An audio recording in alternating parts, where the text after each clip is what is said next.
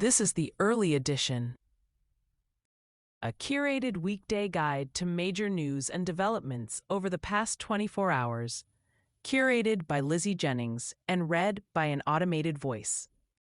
Published January 7, 2026 on Just Security, an essential resource for those shaping a just and secure world. Here's today's news. U.S. Caribbean and Pacific operations. I am pleased to announce that Venezuela will be turning over between 30 and 50 million barrels of high-quality, sanctioned oil to the United States of America, President Trump said yesterday on social media. This oil will be sold at its market price, and that money will be controlled by me, as President of the United States of America, to ensure it is used to benefit the people of Venezuela and the United States, Trump added. Mariana Paraga and Aaron Banco report for Reuters. Trump Energy Secretary Chris Wright and Interior Secretary Doug Burgum will meet with oil company chief executives on Friday at the White House to discuss plans for them to enter Venezuela and drill, according to 4 sources. The meeting is expected to include representatives from Chevron, Exxon, and ConocoPhillips. Ben Lefebvre, Zach Coleman, and Sophia Kai report for Politico. Colin Eaton and Benoit Morin report for The Wall Street Journal.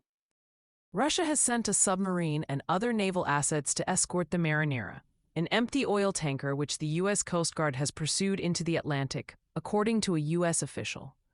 The vessel failed to dock in Venezuela and load with oil last month.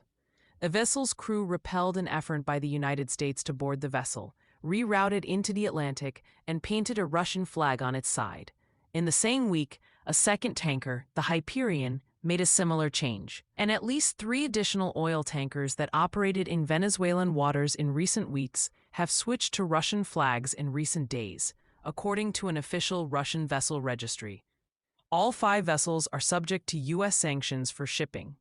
Shelby Holliday, Casas Paris, and Georgy Kanchev report for The Wall Street Journal. Adam Sella, Nicholas Nihamas, and Christian Trebert report for The New York Times.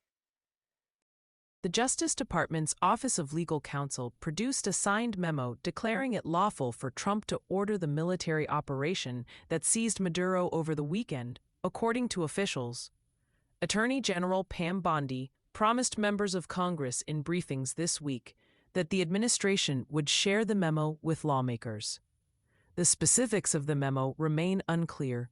Charlie Savage reports for The New York Times. The Trump administration is pressing Venezuela's interim government to dismiss all suspected spies and intelligence agents from China, Russia, Cuba, and Iran from the country. A U.S. official told Axios. Juliana Bragg and Mark Caputo report. The Trump administration is pressuring Venezuelan Interior Minister and Nicolas Maduro loyalist Diosdado Cabello to cooperate with interim President Delcy Rodriguez following the capture of Maduro, according to 3 sources. U.S. officials are looking for ways to eventually push Cabello out of power and into exile, one source said, adding that officials have communicated to Cabello that if he is defiant, he could face a similar fate to Maduro or see his life in danger. Matt Spetelnik, Sarah Kinosian, Yana Winter, and Humaira Pamuk report for Reuters. A 90-day emergency order from the Venezuelan government appears to order the police to immediately search and capture anyone who supports the armed attack by the United States. According to the document obtained by the New York Times, the document appears to be the emergency decree first mentioned by Rodriguez on Saturday. It is unclear if the document has been formally published into law in Venezuela, but it has been widely circulated to local media outlets and nonprofit organizations. Maria Abi Habib and Emiliano Rodriguez Mega report. Russia-Ukraine war, international response. A broad coalition of Ukraine's allies yesterday agreed to provide key aspects of post-war security to Ukraine, including a declaration from French President Emmanuel Macron and UK Prime Minister Keir Starmer that they would establish military hubs across Ukraine after a ceasefire and build protected facilities for weapons. Macron told reporters, "We've expressed our availability to be deployed in this multinational force. That's potentially thousands of men." The agreement also said that the United States would lead an effort to monitor any eventual ceasefire, and that a special commission would be set up to address any breaches, attribute responsibility, and determine remedies. This is a huge step forward because 1 year ago we couldn't even think about it, Ukrainian President Volodymyr Zelensky told reporters. Catherine Porter reports for The New York Times. Reuters reports. "We think we're largely finished with security protocols, which are important so that the people of Ukraine know that when this ends, it ends forever," U.S. Envoy Steve Witkoff said following the meeting in Paris, adding that the president strongly stands behind security protocols. However, the nature of U.S. participation in the security guarantees is still very much unclear, according to a source close to the negotiations. John Irish reports for Reuters. Daniela Cheslow and Giselle Rahihi-Ewin report for Politico. Israel-Hamas war ceasefire. Doctors Without Borders, Médecins Sans Frontières, yesterday said that Israel has ordered it to cease operations in Gaza after it failed to comply with new restrictions, including registration of all Gazan employees and limits on criticism of Israel's conduct of the war. "If we can't work, it will have catastrophic consequences for hundreds of thousands of Palestinians," said Claire Sanfilippo, the group's emergency coordinator for Gaza. Filippo said the group was told on Sunday that it could no longer bring supplies into Gaza, and told yesterday that it could no longer bring medical staff into the territory, adding that it was given until the end of February to cease all activities. David N. Halbfinger and Aaron Boxerman report for The New York Times. West Bank violence. Israel has issued a government tender clearing the way for the construction of the E1 settlement project. The project calls for the building of 3,401 housing units and would run from the outskirts of Jerusalem deep into the occupied West Bank, which critics say would prevent the establishment of a contiguous Palestinian state in the territory. Peace Now, an anti-settlement monitoring group, says the publication of the tender reflects an accelerated effort to advance construction in E1. Settlement in E1 has been under consideration by Israeli governments for more than 2 decades, but was frozen due to U.S. pressure during previous administrations. Julia Frankel and Abby Sewell report for AP News. Sudanese civil war. A drone strike on Monday killed 13 people, including 8 children, in the city of El Obeid in Sudan, according to the Sudan Doctors Network. Although no group has claimed responsibility, the medics say the Sudanese Rapid Support Forces paramilitary carried out the attack in an area controlled by the army. Natasha Booty reports for BBC News. Other global developments. A delegation of the UAE-backed Southern Transitional Council, STC, yesterday flew to Riyadh, Saudi Arabia, to attend a meeting to discuss the situation in Yemen's southern governorates. The STC said in a statement that it had lost contact with the delegation after it landed in Riyadh and expressed deep concern over the matter. The STC also said that leader Idris al-Zubaydi had remained in Aden to ensure security and stability. Ahmed al-Hajj, Fatma Khalid, and John Gambrell report for AP News. Clashes between Syrian government forces and Kurdish-led Syrian Democratic Forces broke out yesterday in a contested area of Aleppo. Syria's state news agency Sana said a soldier was killed and 3 others were wounded. State TV later reported that 3 civilians were killed and others were wounded. Omar Album reports for AP News. Israeli Foreign Minister Gideon Sa'ar yesterday visited Somaliland, 10 days after Israel formally recognized the self-declared republic as an independent and sovereign state. "We are determined to vigorously advance relations between Israel and Somaliland," Sa'ar wrote on social media. Israel is the only country that has formally recognized Somaliland. Julia Paravicini and Alexander Cornwell report for Reuters. U.S. Foreign Affairs.